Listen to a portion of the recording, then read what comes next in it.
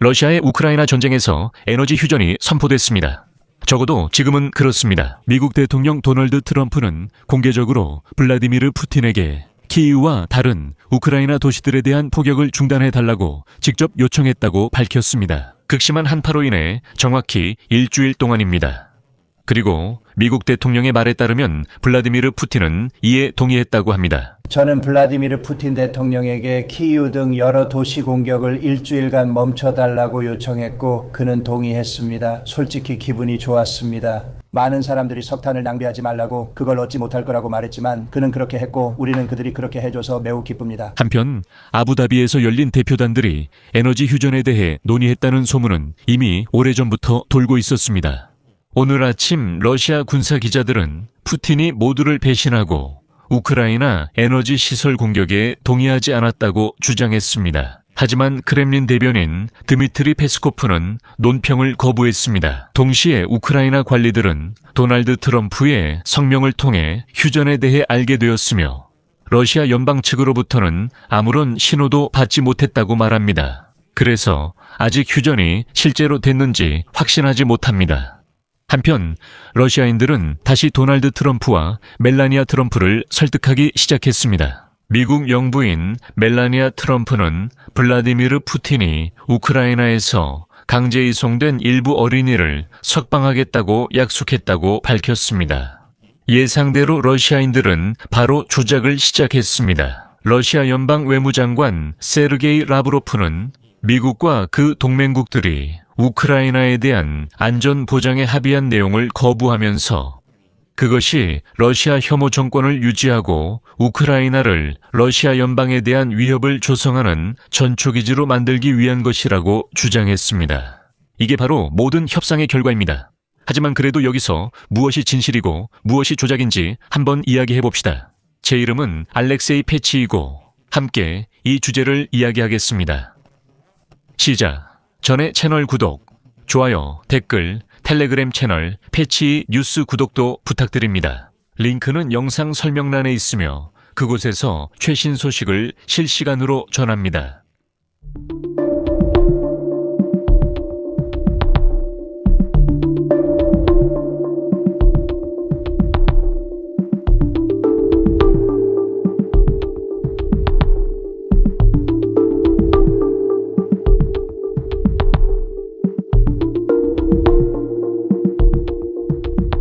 자, 미국 대통령 도널드 트럼프는 블라디미르 푸틴에게 직접 키이우와 다른 우크라이나 도시들에 대한 포격을 중단해달라고 요청했다고 밝혔습니다. 극심한 한파로 정확히 일주일 동안입니다.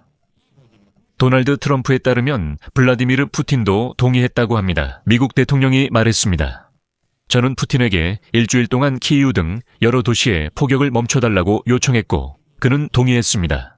하지만 사실은 트럼프는 휴전 시작 시점을 구체적으로 말하지 않았습니다. 트럼프는 푸틴의 이런 조치를 매우 친절하다고 표현했으며 자신의 최측근들이 러시아 독재자와의 이런 접촉이 적절한지 의문을 제기했음에도 불구하고 모스크바에 직접 전화했다고 밝혔습니다. 그리고 저는 개인적으로 푸틴 대통령에게 키이우와 여러 도시에 일주일 동안 공격하지 말아달라고 요청했고 그는 이에 동의했습니다. 저는 이것이 정말 기뻤다고 말씀드리고 싶습니다. 많은 이들이 잃을 것 없다 시도해봐라고 했고 그는 해냈으며 우리는 매우 기뻤습니다. 파이낸셜 타임스 기자 크리스토퍼 밀러는 우크라이나 관리들을 인용해 당국이 휴전을 알게 됐다고 전했습니다. 방금 들은 도널드 트럼프의 발언이나 러시아 연방 측에서 신호를 받지 못했나요? 그의 말에 따르면 그들은 아직 휴전이 실제로 이루어졌는지 확신하지 못하고 있다고 합니다. 또한 1월 29일 아침부터 러시아와 우크라이나의 군사 특파원들이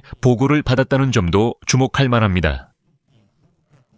우크라이나 군과 러시아 연방군 모두 에너지 인프라에 대한 공격을 중단하라는 명령을 받았습니다. 특히 러시아의 C 블로거들은 1월 29일 오전 7시부터 러시아 연방군에게 키이우와 그 지역을 포함한 우크라이나 전역의 모든 인프라 시설에 대한 타격이 2월 3일까지 금지된다고 썼습니다.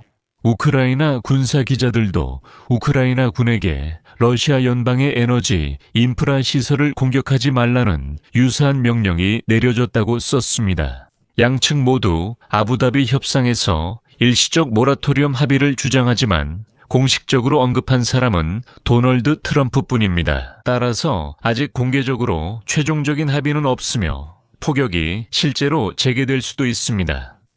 이후 상황에 대해 키예프와 모스크바 모두 공식 확인을 하지 않았습니다.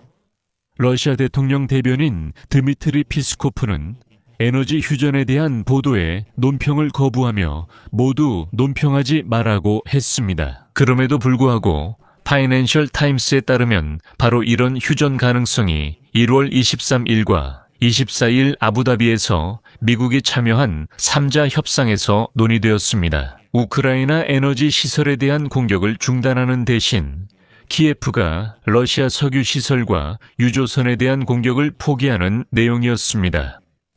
제가 상기시키자면 2025년 12월 블라디미르 젤렌스키가 비슷한 합의를 제안했지만 크렘린은 장기 평화만 원한다며 거절했습니다.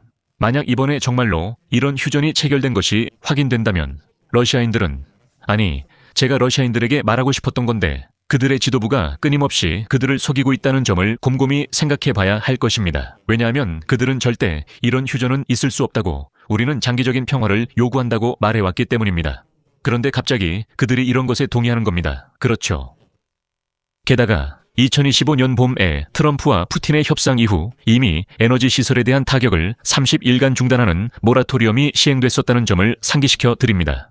하지만 그 이후 러시아 측에 의해 이 모라토리엄은 위반되었습니다. 하지만 우크라이나 군대가 적극적으로 정유 공장들을 파괴하고 있고 이미 원유 채취지까지 공격하고 있다는 점을 기억해야 합니다.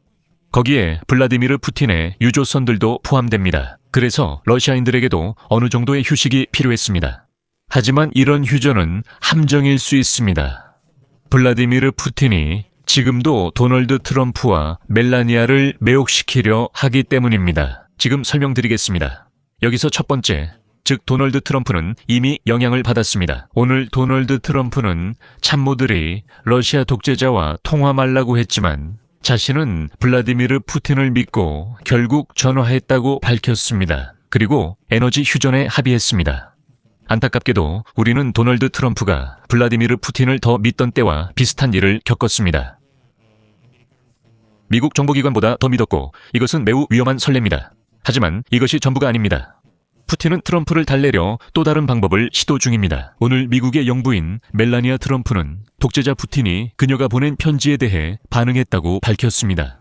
그 편지에는 러시아인들이 납치한 우크라이나 아이들을 부모와 재회시키자는 내용이 담겨 있었습니다. 또한 그녀는 자신의 대표가 이 문제에 대해 현재 러시아 측과 지속적으로 연락을 취하고 있다고 전했습니다. 전반적으로 푸틴은 자신이 납치한 우크라이나 아이들 중 일부를 관대하게 풀어주기로 했다고 전해졌습니다. 상기하자면 러시아가 우리나라를 상대로 전면전을 시작한 후 우크라이나 아이들을 강제로 데려간 것이 헤이그 국제형사재판소가 러시아 독재자 블라디미르 푸틴에게 체포영장을 발부한 이유 중 하나였습니다. 공식적으로 러시아는 우크라이나를 침공한 후 점령군이 강제로 약 2만 명의 우크라이나 아이들을 데려갔습니다. 도널드 트럼프와 멜라니아 트럼프가 블라디미르 푸틴의 친절함을 이야기하는 동안 러시아 외무장관 세르게이 라브란티예프는 미국과 그 동맹국들이 우크라이나에 대한 안전 보장에 합의한 내용을 거부하며 그것이 인용하자면 키예프의 러시아 혐오 정권을 유지하고 우크라이나를 러시아 연방에 대한 위협을 조성하는 전초기지로 만들기 위한 것이라고 밝혔습니다. 라브란티예프의 발언을 인용하겠습니다.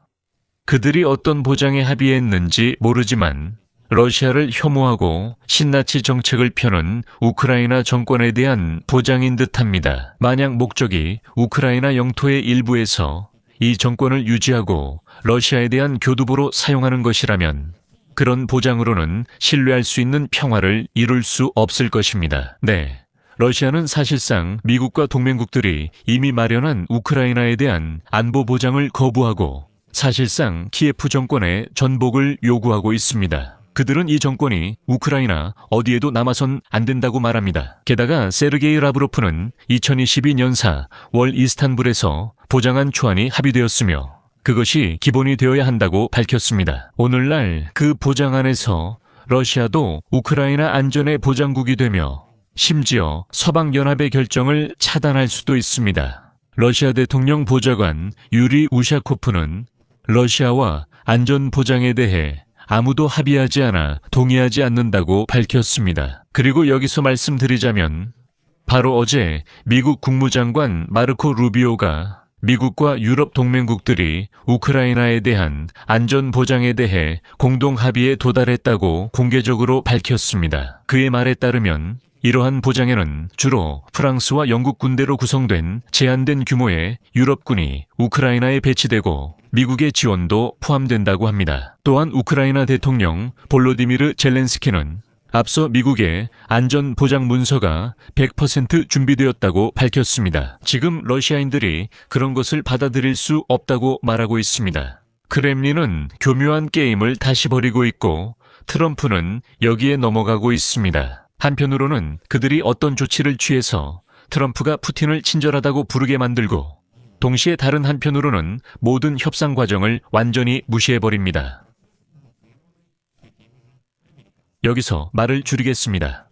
여러분의 의견과 결론을 이 영상 아래 댓글로 남겨주시고 채널 구독과 알림 설정 그리고 좋아요도 잊지 마세요. 여러분, 이 영상이 유익하고 흥미로우셨다면 영상 설명에 있는 링크와 계좌 정보를 통해 후원이나 구독으로 이 유튜브 채널을 응원해 주실 수 있습니다. 응원해 주셔서 감사합니다. 오늘은 여기까지입니다. 건강 조심하세요.